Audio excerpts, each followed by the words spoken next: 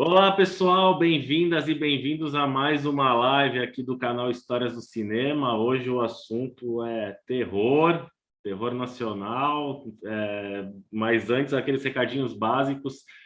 Quem ainda não se inscreveu, se inscreve aqui no canal, ativa o sininho no Facebook, clique em seguir, depois em ver primeiro. Temos várias entrevistas legais aqui com diretores, diretoras, atrizes, atores, escritores, dubladores, então tem um vasto material e hoje eu converso com o Capel Furman e o Armando Fonseca, que são os diretores e roteiristas do School, A Máscara de Anhangá, filme de terror nacional aí que percorreu mais de 10 países.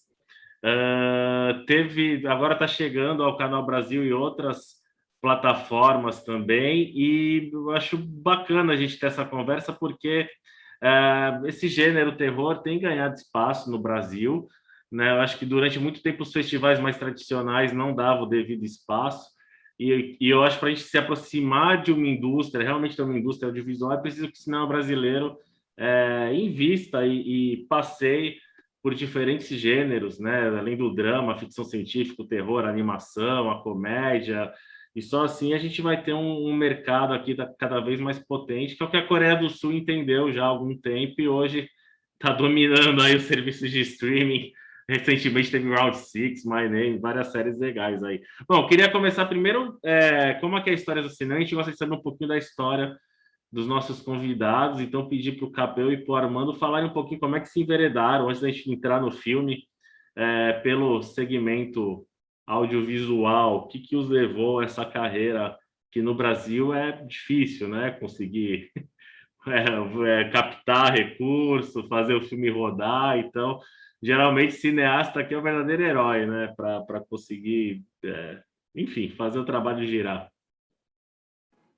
No meu caso, na verdade, cinema foi o acaso, porque eu queria, lá em 95, eu queria alguma coisa que pudesse juntar os assuntos que me interessavam, que eram desde artes plásticas até artes visuais e tudo mais.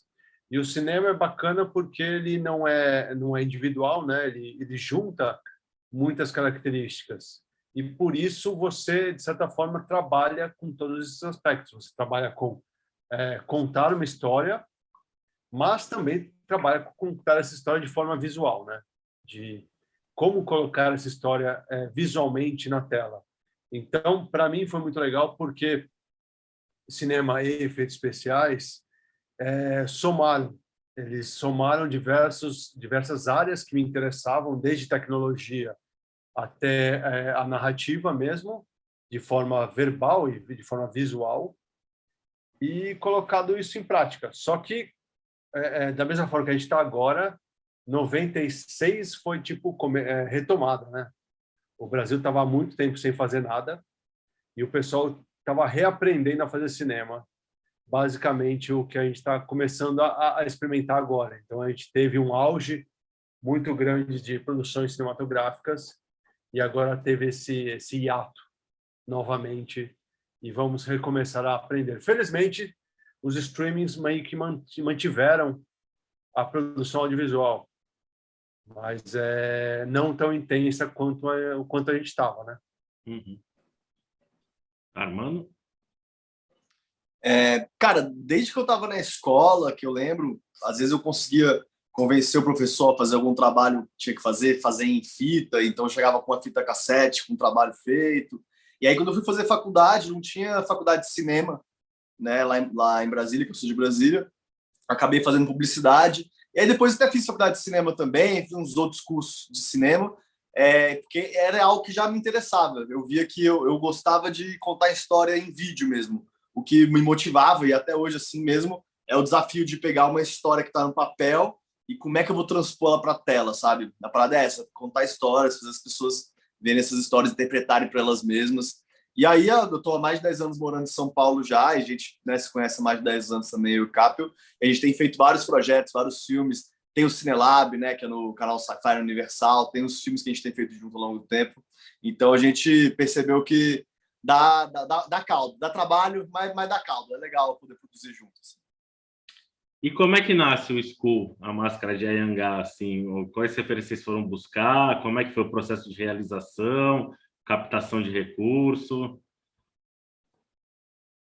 Em termos criativos, o projeto nasceu lá em 2012, com o próprio Cinelab mesmo, que a gente queria rodar para quem não conhece o Cinelab, o clássico que a gente chama, que tem um aprendiz também, ele é basicamente um reality show em que cada episódio a gente produz do começo ao fim um curta-metragem. Uhum. E acho que inevitavelmente, pelas nossas características, a gente sempre está flertando com o gênero fantástico. E aí chegou um momento que a gente queria fazer um episódio slasher. E aí eu criei visualmente a personagem, que ficou bem bacana. Assim, o que é interessante do cinema como mídia é que você cria uma coisa em teoria, mas você só sabe se ela funciona mesmo quando você põe na prática, quando você vê na tela. E o caso da personagem foi isso mesmo. Aí eu criei a máscara, criei a fisionomia da personagem, mas não sabia o que ia dar. E aí, quando a gente rodou o curta, ficou legal. A gente rodou vários curtas com a mesma personagem. E aí se criou uma empatia com a personagem. E aí eu procurei desenvolver mais o background, a história da personagem, porque só o visual é legal, mas não sustenta uma criatura. Então, essa busca por fugir um pouquinho da coisa eurocêntrica e procurar novas origens, principalmente desse caldeirão que é a América Latina, caldeirão cultural, me pareceu mais interessante para não só para a personagem ficar mais legal, mas também para o público ver uma coisa diferente ali. E aí o Skull ele surgiu justamente disso, de vamos pegar essa mistura cultural que é a América Latina, juntar com o que era a América Latina pré-colombiana, né, antes de ser América Latina, né, com os povos que tinham aqui, que tinham uma história muito legal e essa história entrou em conflito com os colonizadores, e explorar isso, e colocar em um filme slasher. Assim, de certa forma é assim, reflete muito o que é a América Latina, mas ao mesmo tempo atende à necessidade estética, narrativa e visual que o slasher proporciona. Então você tem uma coisa de impacto estético visual, mas ao mesmo tempo você consegue colocar um background com profundidade. Uhum. Armando? É isso aí, não. O Capel contou a origem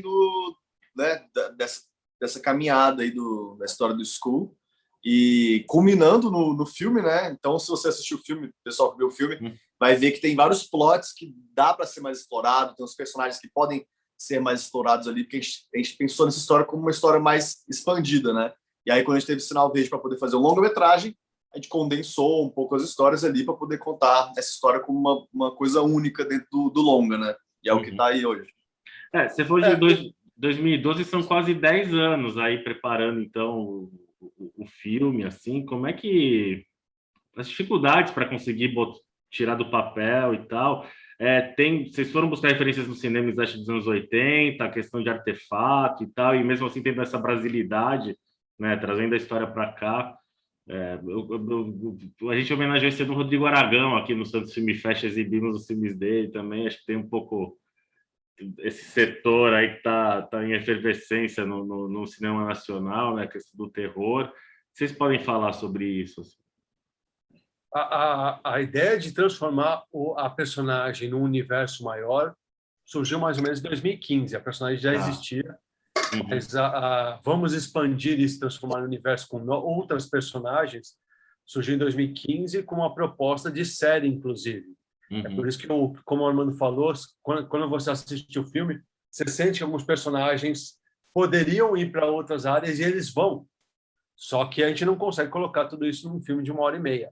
Então, a personagem começou a expandir esse universo em 2015. E aí, em 2018, surgiu o Fantasmercado, que é um mercado dedicado ao audiovisual para o gênero fantástico, no Fantaspo, né, um festival lá de Porto Alegre. e aí eu fiz o pitching da personagem lá como longa-metragem. E a partir daí a gente começou a desenvolver o projeto de longa.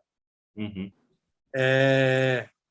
Acho que a ideia inicial do projeto, inclusive por isso explica um pouco do nome em inglês, era pegar essa coisa que a gente tem aqui no Brasil, esse cinema brasileiro de terror, que é pouco conhecido, inclusive no próprio Brasil, mas lá fora é menos ainda, e tentar conseguir lançar lá fora, assim, tipo, mostrar para o público internacional o que a gente tem aqui de diferente.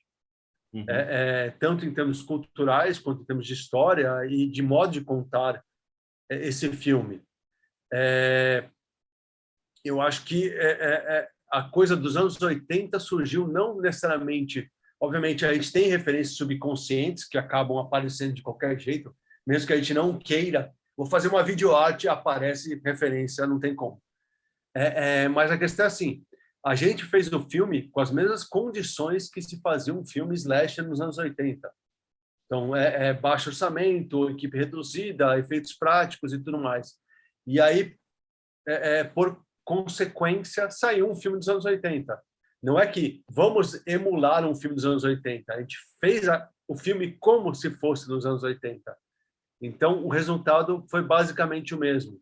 A diferença é que, por influência, por alcance que a gente tem, a gente vive numa era que a gente tem alcance ao produto cultural do mundo inteiro de muito tempo atrás. Você tem influências italianas ali, você tem influências norte-americanas, você tem influências brasileiras. Então, você cria uma coisa que a gente inicialmente fez para ser sincero com o que a gente queria fazer, e deu sorte de encontrar gente no mundo inteiro se identificando com o material. Porque a gente se comunicou, acho que acabou que a gente se comunicou de forma visual. Não foi nem verbal, assim, porque o português é complicado, né? Tem poucos povos falando português, embora o Brasil tenha quase 300 milhões de habitantes. O consumo cultural aqui poderia ser maior, deveria ser maior, inclusive, mais incentivado. E lá fora, o filme se comunicou visualmente. Então, surpreendeu que, a gente achou pirateado ainda assim, mas na Índia, alguém se deu o trabalho de dublar o filme em hindu, em hindi, para poder atender ao público. No Japão, que o filme não chegou ainda, tem gente comentando sobre o filme. Isso é muito legal. Tem alguma coisa para complementar, Armando? Cara, é isso.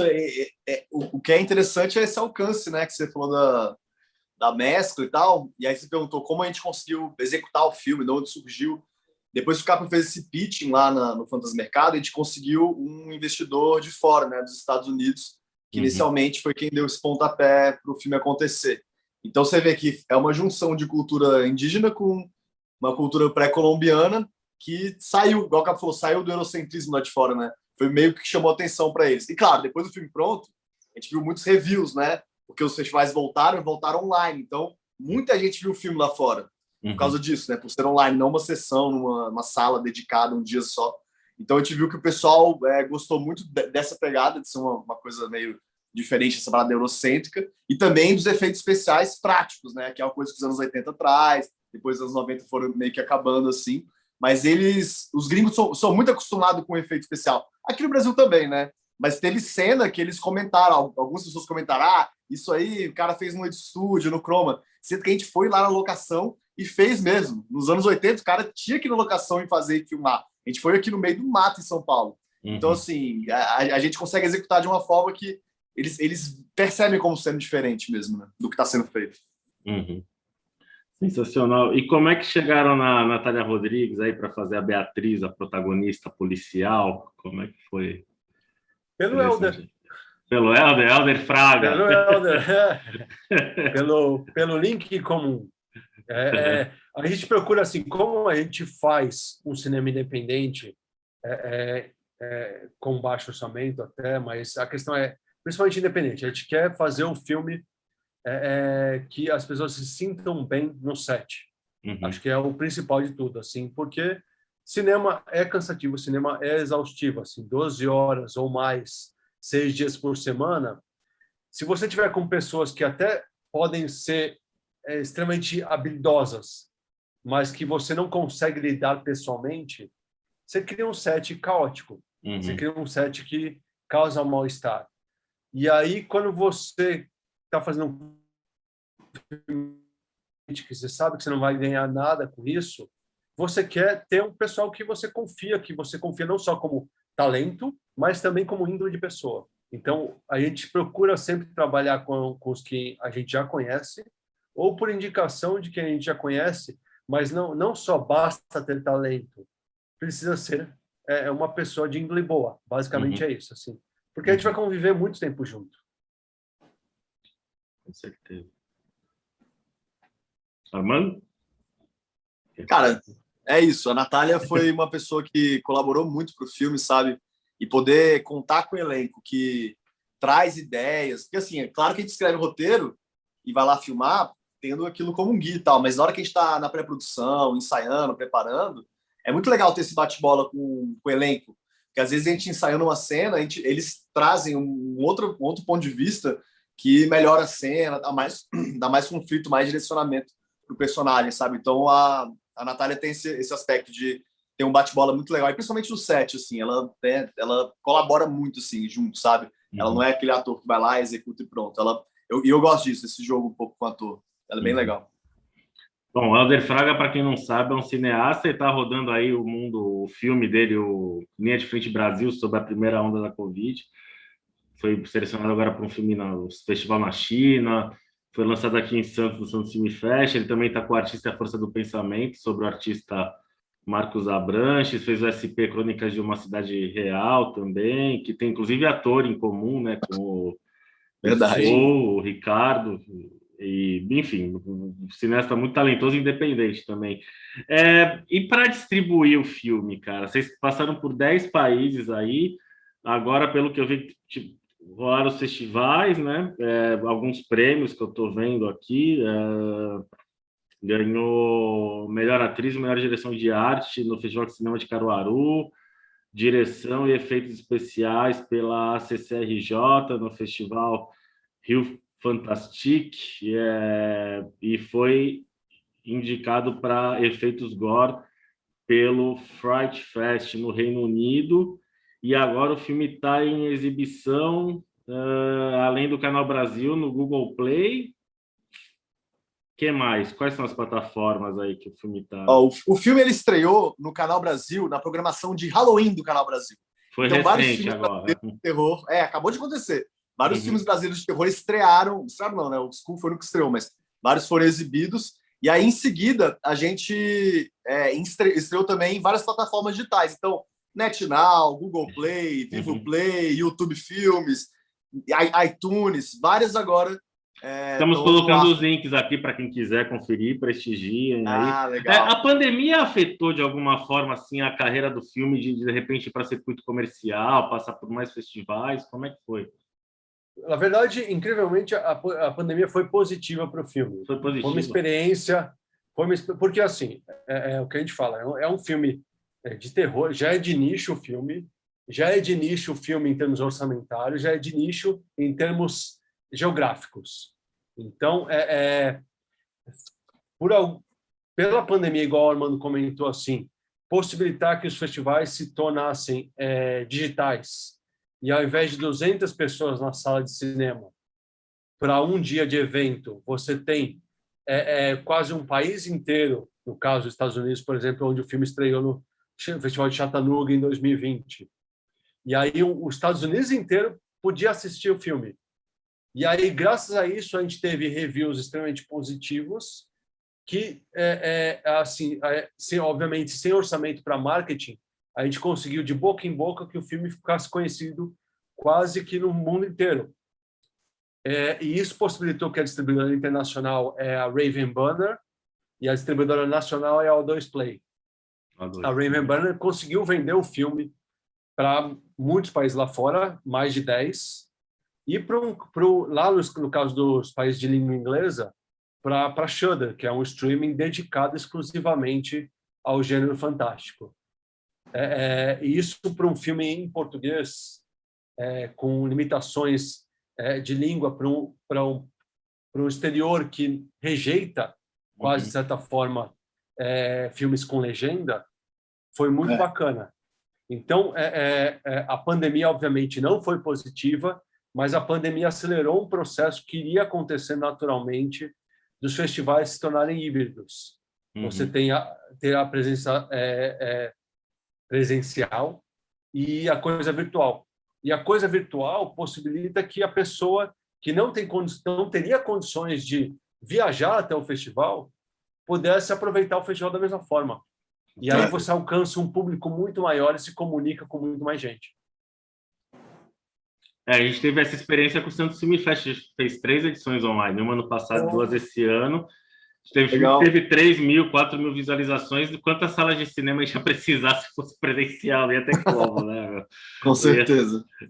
Acho que esse foi um lado que abriu portas assim para muitos filmes, inclusive, né? Que talvez não conseguissem ter essa conexão. Falando em festival, assim, qual a importância dos festivais?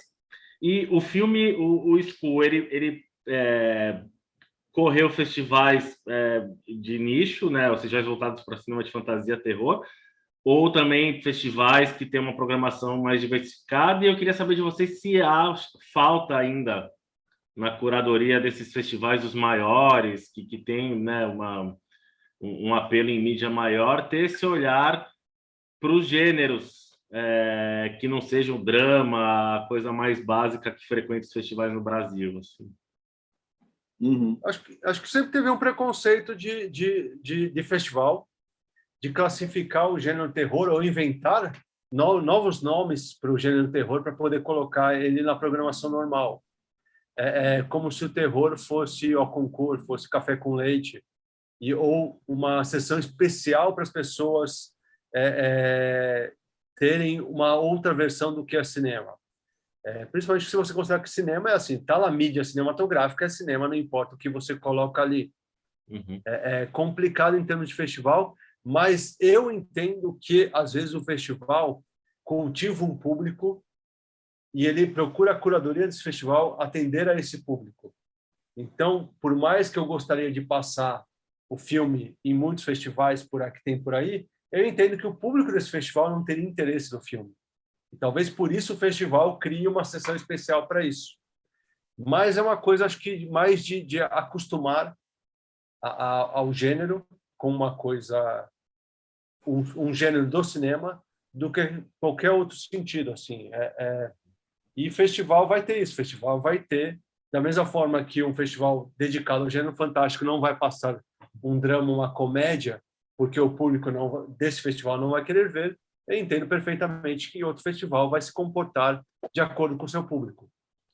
Mas de qualquer forma, eu sinto que o gênero terror e o gênero fantástico como um todo, ele está permeando e se infiltrando, né, em todas as camadas, assim, né? Você vê que o gênero terror é muito, muito grande, né? Tem filme de slasher, splatter, filme de fantasma, filme de vampiro, filme de zumbi. Tem muito nicho dentro do terror. Então, quando você junta tudo isso, atinge muita gente. Então, o School, por exemplo, foi um filme que passou em alguns festivais que não são de festivais de terror ou festivais fantásticos, mas ainda assim eles abriram um espaço para poder exibir esse tipo de obra que, cara, cada vez mais gente está vendo, né? Você vê uns anos atrás, o filme que ganhou o Oscar de melhor filme foi A Forma da Água, que é um filme de monstro, uma criatura aquática. Então, o público está com essa referência já, não tem assim tanto estranhamento mais, sabe? Passou no Festival de Caruaru, você falou, passou no Mostra Tiradentes. Então, a gente está permeando mais gente ainda, né? E em questão de mercado também, né? Acho que para a gente pensar que o cinema é uma arte industrial e não dá para a gente fugir disso, né? O mercado, fortalecer mercado, geração de emprego e tal, fazer a economia girar, coisas que no Brasil, sempre que a gente chega perto disso, alguma coisa acontece para tentar acabar com o nosso cinema aqui, né? E no Brasil, eu trabalho com o Cine Rocks, um cinema de quase 90 anos de rua aqui em Santos. As bilheterias de filmes como It, A Coisa, Invocação do Mal, Annabelle, mesmo Corrente do Mal, que é um filme de menor orçamento, aqui em Santos é um cinema que as bilheterias foram iguais aos filmes da Marvel, Vingadores, Guardiões da Galáxia e tal. Então, assim, o Brasil tem um público povão que curte ver filme de terror, filme com sangue, filme com serial killer, as séries fazem muito sucesso. Qual o caminho para o terror brasileiro quebrar essa barreira e conseguir essa conexão com esse povão que vai frequentar esses filmes gringos? Assim, o que, que é? Cota de tela pode ajudar? O que, que pode ser feito para a gente ter essa conexão? Na verdade, essa conexão já existe. O filme de terror brasileiro ele já é muito consumido pelo público. Tem um certo... e aí, novamente, eu falo assim, preconceito no sentido de não conhecimento ou de preconceito mesmo, dos players, da aquisição de conteúdo das plataformas, dos streamings, porque o público consome. Talvez ele consuma de forma informal na pirataria, que não é calculável. Você não tem como tirar a medida da pirataria, porque não tem como, não tem a banquinha não vai ter um livro de contabilidade para saber quantos DVDs venderam. Então, o público consome, o público gosta muito, e aí vem a questão de identificação, de se ver na tela, de se ver a sociedade na tela. Isso, a representação é muito importante no cinema. E, igual você falou, assim, cinema, como definição, não é uma indústria. Alguns filmes são arte, mas cinema só funciona, primeiro, ele atingir o público e depois ele gerar o suficiente para manter o próximo filme. Então, ele precisa manter a roda se movimentando e, para isso, ele precisa atingir o público. O que acontece no Brasil muito é que a pirataria se tornou uma coisa comum. Ela faz parte do normal. E aí, realmente, prejudica o filme no sentido que eu não consigo gerar o lucro para uma coisa que custou muito dinheiro para produzir um novo produto. Então, mas o público a gente consegue atingir. O público é igual você falou assim, se você colocar na sala de cinema um filme de terror, você vai ter um público tão grande quanto um filme mainstream da Disney. A diferença é que o público do filme de terror está aberto a ser contrariado, enquanto que o filme da Disney procura agradar todo mundo, né? Eu lembro, tem um dos filmes do Rodrigo Aragão que alguém subiu no YouTube sem autorização e estava com tipo, quase 3 milhões de visualizações, né? Então tem uma demanda gigante aí, né? Tem, cara. O Caprio comentou que teve o filme dublado em hindi, em Índia, lá fora. E, cara, a gente teve que derrubar muitos links, mais de 100 links do filme no YouTube que foram postando em vários lugares do mundo, assim. É foda, mas tá aí.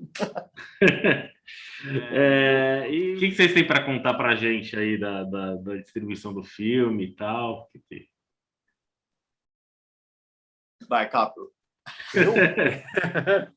Você que é o spokesman. O School, depois de estrear no Canal Brasil, está na programação do Canal Brasil, vai ficar passando. E também está nas plataformas digitais, né, VOD. O filme também acabou de estrear, vai ficar disponível no Amazon Prime Video. Então, quem estiver assistindo aqui, pode correr lá agora, que está fresquinho, acabou de sair lá. Mais uma novidade aí. Sensacional. Prestigia, a gente está botando o link aqui também, pessoal. O que é importante de prestigiar, não no sentido de tudo bem, retorno financeiro a gente agradece para poder fazer outro filme futuramente. Mas também é para mostrar justamente para as plataformas de conteúdo que existe esse público. Igual eu falei assim, com a pirataria, o complicado é mensurar quantas pessoas estão assistindo. Porque você não tem nenhum dado confiável. Mas quando a plataforma vê que tal filme teve um público grande, teve um público que quis assistir, ela vai naturalmente, por algoritmo, inclusive, não é uma coisa emocional, é racional, querer mais desse produto, porque ela sabe que tem público. Então, quanto mais gente assistir, pode amar, pode odiar, mas assistam, porque isso faz com que as plataformas queiram mais e a gente consiga fazer mais. Então, não gostou do nosso? Tem muita gente aqui no Brasil fazendo filme de terror. Gostou do nosso? Legal, obrigado mesmo. A gente vai continuar fazendo mais, mas a gente precisa que o público mostre que existe esse público e que esse público quer mais conteúdo dessa forma. Armando? É isso aí, cara, falou tudo. E pretende virar uma franquia, expandir mais ainda esse universo? Ou vocês têm esses planos, não? Pretender, a gente pretende muita coisa. Executar é a parte complicada, porque é o que eu falei assim, se a gente não tiver o espaço para colocar isso, se a gente não tiver a iniciativa para fazer o produto, a gente não consegue fazer o produto.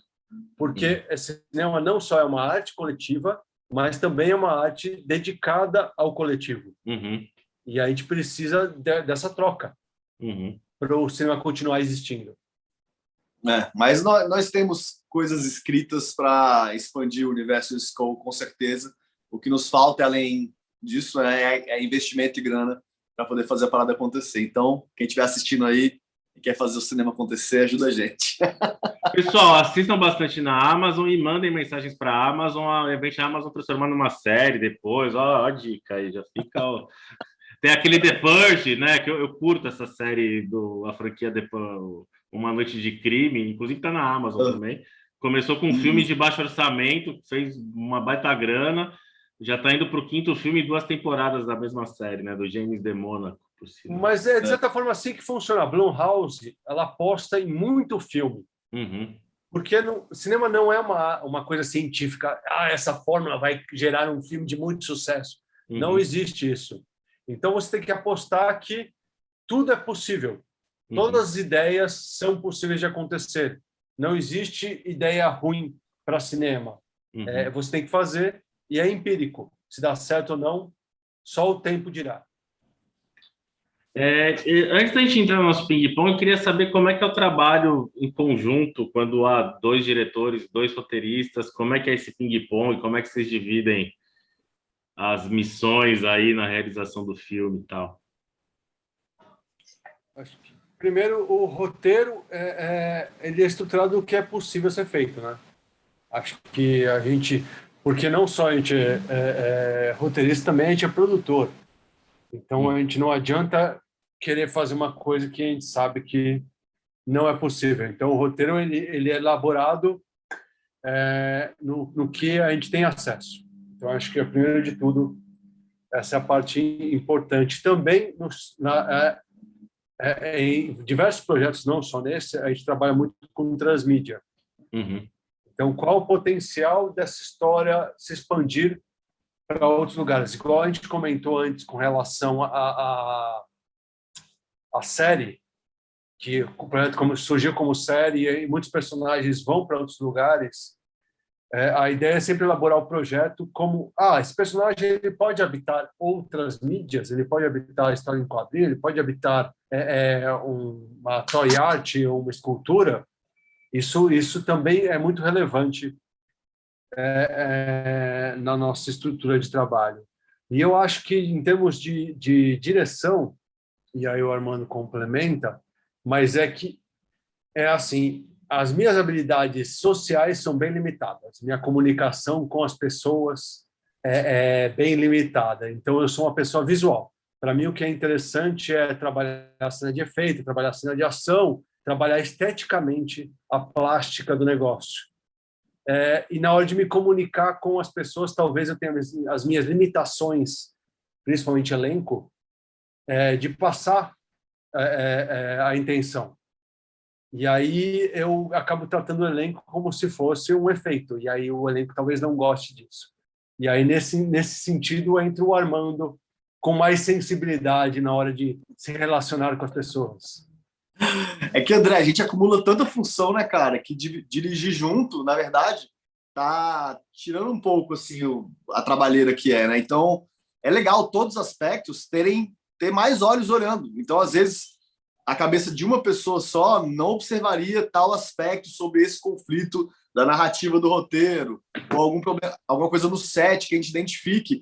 A gente debatendo, né? A gente se conhece há muito tempo já, então a gente encara um problema, debate em cima dele, vê qual que é a melhor solução para poder chegar e resolver, né? Então, é legal poder fazer as coisas junto, porque a gente tem... Eu sinto mais segurança por ter mais olhos nas coisas que estão sendo executadas, sabe? E, claro, a gente acaba dividindo as funções ali, porque é muita coisa, a gente acumula muita coisa, né? Então, a gente acaba meio que se dividindo de alguma forma, né? Uhum. Show. Qual a visão de vocês sobre o momento do cinema brasileiro, da questão de políticas públicas para a cultura? Vocês são a favor de editais, do fomento, da isenção, lei do audiovisual, essas coisas? Como é que vocês enxergam esse panorama? Cultura é basicamente a espinha dorsal da educação, né? Então, acho que dentro dos direitos do cidadão e deveres do Estado, a cultura está junto com segurança e saúde. Então, a cultura é uma obrigação, porque, inclusive, já tem o ditado que diz que país que investe em cultura não investe em cadeias. Isso acho que é uma coisa sensata para qualquer país, independente do seu sistema de governo. Então, sim, a gente precisa ter esse incentivo para a cultura em geral. Não dá para ter um povo com educação com um povo sem cultura. Isso é inquestionável. Agora, também o cinema precisa procurar alternativas para caso essa alternativa falhe. Como a gente continua existindo quando parece que o Estado não quer que a gente exista. Então, alternativas são necessárias. Assim, são mecanismos, usar a lei de incentivo, usar dinheiro público para fazer arte, eu acho que é obrigação do Estado mesmo. Isso tem que existir. Você não pode deixar isso aí à míngua e achar que isso aí vai se autorregular com a mão do mercado. Não existe isso, sacou? Tudo bem que cinema é uma arte que causa um produto que é uma coisa comercializada, mas a arte precisa ser realmente subsidiada de uma forma pelo governo para incentivar a cultura do país, né? Para ter pessoas instruídas. Aí você pensa, um governo que não quer pessoas instruídas, o que ele quer? Ele quer gente para comandar? Não sei. Mas existem alternativas, né?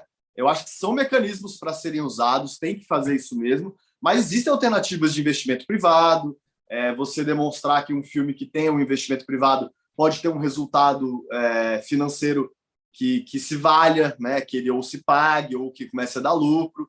Então, assim, não existe uma forma só de fazer cinema, não existe só uma forma de fazer arte. Eu acho que a gente tem que... a arte é isso, né? Ela vai encontrando o seu caminho para poder acontecer, né? Então, nunca vai deixar de ser feito. Uhum. Show. Vamos para o nosso ping-pong aí, estilo Marília Gabriela, tá? Eu falo uma palavra, eu faço uma pergunta, sem pensar muito, assim. Um filme que marcou a vida de vocês? E aí precisa pensar muito. São muitos. Mas eu acho que Operação Dragão e Warriors. Walter Hill e Operação Dragão com o Bruce Lee, né? O Bruce Lee. Claro, só existe essa. Para mim, um filme que me marcou muito é Adrenalina, que é um filme de ação com Jason Statham, que, cara, tem uma imagem maluca, tem umas telas girando, e aquilo ali meio que abriu um pouco minha cabeça para as coisas de ação que podem ser feitas no cinema, né? Um filme brasileiro? Eu gosto do Difícil. Difícil porque, assim, como eu trabalho com eles, tem a questão emocional de filmes que o set foi muito legal e aí o filme se torna muito legal porque o set foi muito legal. Uhum. Então, a minha opinião sobre isso acaba sendo muito relativa à experiência que eu tive pessoalmente. Uhum. O do Capel é Cheiro do Ralo, então, porque ele fez Cheiro do Ralo. De jeito nenhum. Cara, um filme que me marcou muito é O Homem que Copiava, do Jorge Furtado. Eu acho esse um dos melhores, quiçá o melhor filme nacional já feito. Assim, eu acho incrível a linguagem do filme. Uhum. Um filme de terror, aí tanto faz se é brasileiro ou estrangeiro. O The Thing, com certeza. É o que mistura tudo que eu gosto, assim, de efeitos práticos, suspense, e personagens extremamente bem construídos. Para mim, um filme de terror que me marcou assim muito é Madrugada dos Mortos, do Zack Snyder mesmo. É o primeiro filme que ele fez. É um remake, cara, que meio que revolucionou, ressuscitou esse gênero de zumbi e deixou por 20 anos aí essa ferida da gente tendo que ver coisa de zumbi até hoje na televisão. Então, cara, me marcou muito. Gosto muito desse filme. Vocês viram o Army of the Dead, o mais recente dele? Gostaram? Army of the Dead é muito bom.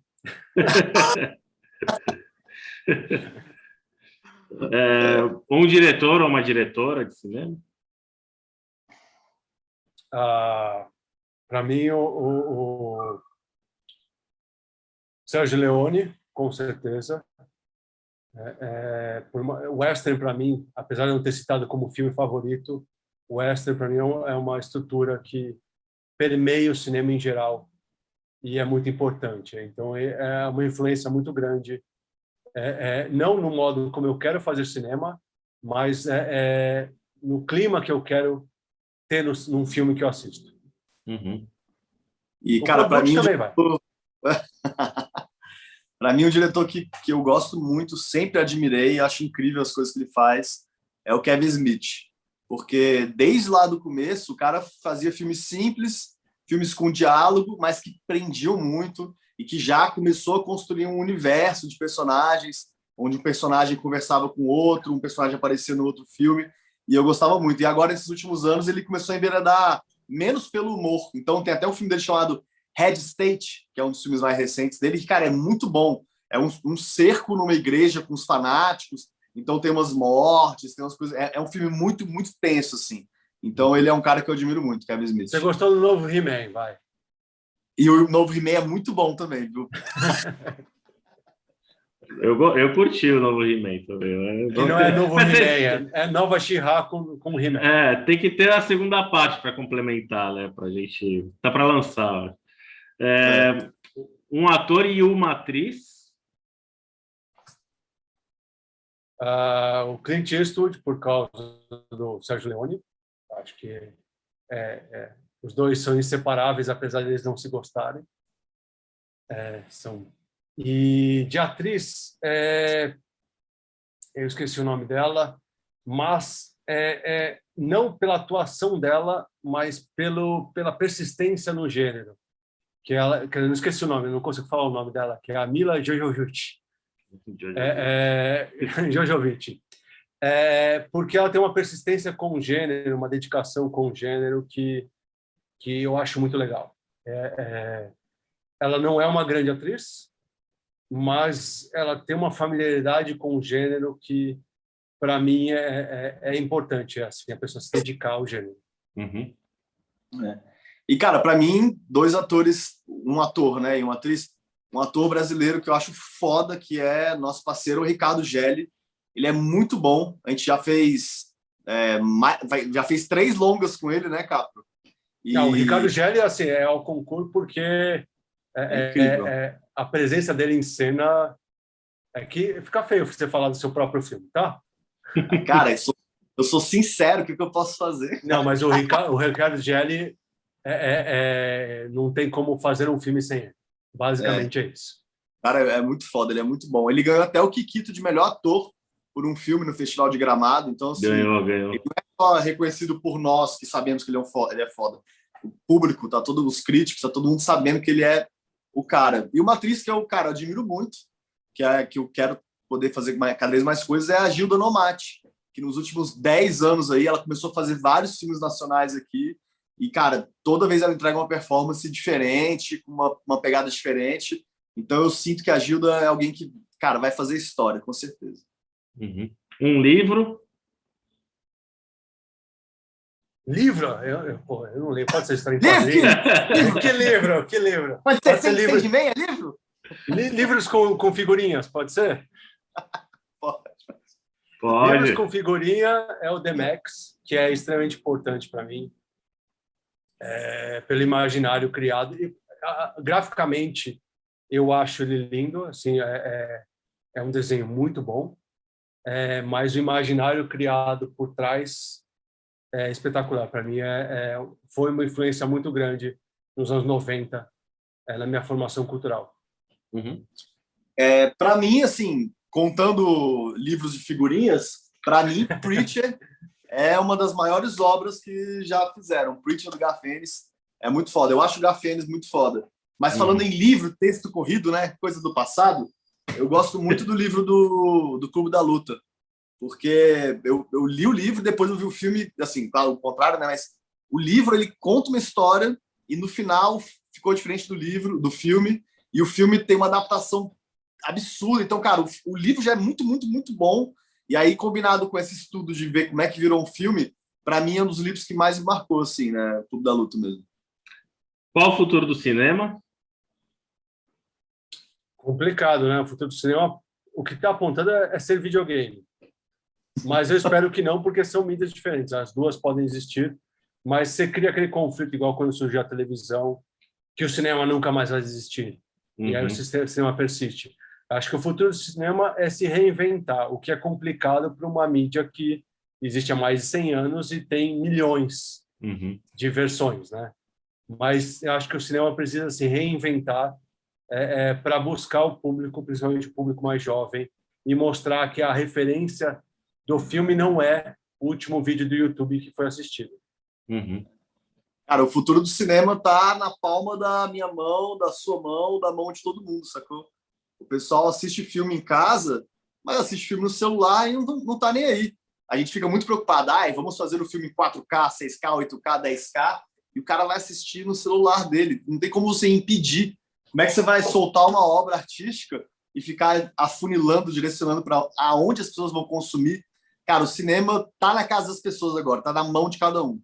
Então não vai morrer, né? Histórias vão ser contadas. O que é a arte? Tá bom. Aí vamos fazer um tratado de filosofia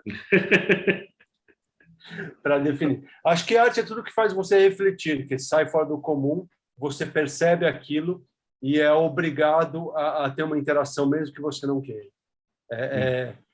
Voltando ao bidê de ponta cabeça, dizendo que é arte, ele só é arte porque obrigou as pessoas a refletirem. Então, arte é qualquer coisa que te obriga a sair do seu comum, da sua zona de conforto e refletir. Tem um conceito do Scott McCloud que ele mostra naquele Desvendando os Quadrinhos, que ele fala que arte é tudo que não é a sobrevivência.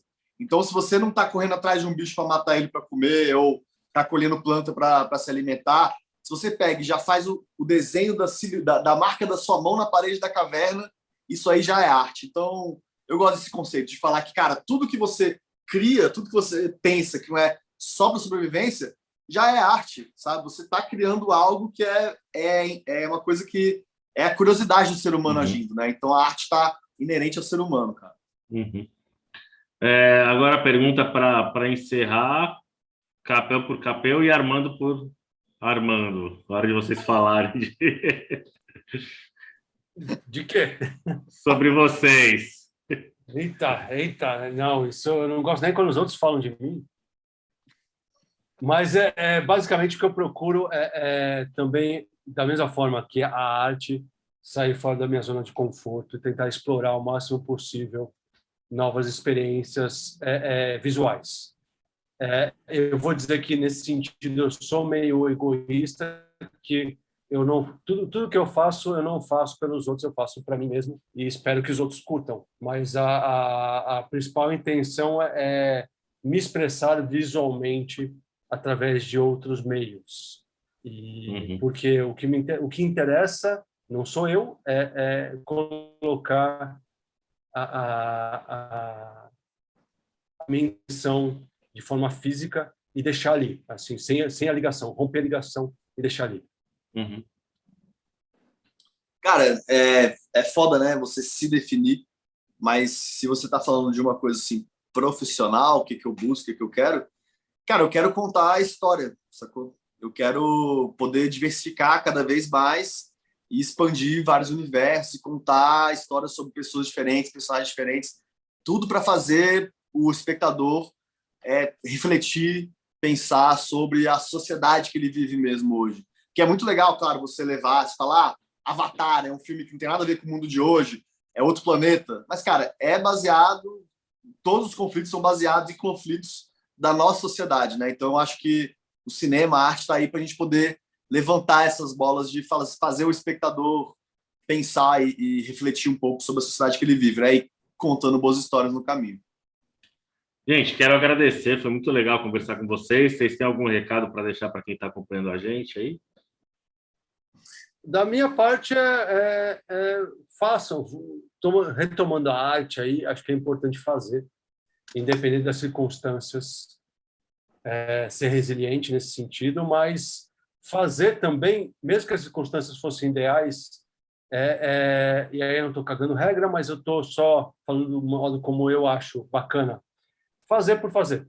Fazer porque você acha sincero, porque é legal, e se as outras pessoas quiserem acompanhar, beleza, se não quiserem, essa não é a prioridade. A prioridade é se expressar e colocar para fora os sentimentos e o que você quer contar. É isso aí. Se você está assistindo isso aqui, tem vontade de fazer filme, vontade de fazer cinema, cara, vai lá e faz, né? Claro que não é fácil. Nada, na verdade, na vida é fácil. Nada, nada. Então, você fazendo a primeira vez, a segunda vez, seu terceiro filme vai estar mais legal, o quarto filme vai melhorar. Então, se você tem vontade de fazer, faça. Não, não é impossível. Só tente buscar algo que esteja ao alcance no momento, né? E aí você vai galgando os passos. E quanto mais gente fazendo cinema aqui no Brasil, melhor para todo mundo, melhor para a gente que produz, melhor para o público, melhor para todo mundo, né? Então, vamos fomentar a arte mesmo. Valeu, Armando, valeu. Capel, fiquei aqui definindo como Vale tudo, vale tudo. Vale tudo.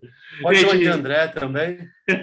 E muito sucesso para o filme aí, na trajetória de vocês, na carreira, né? Acho que...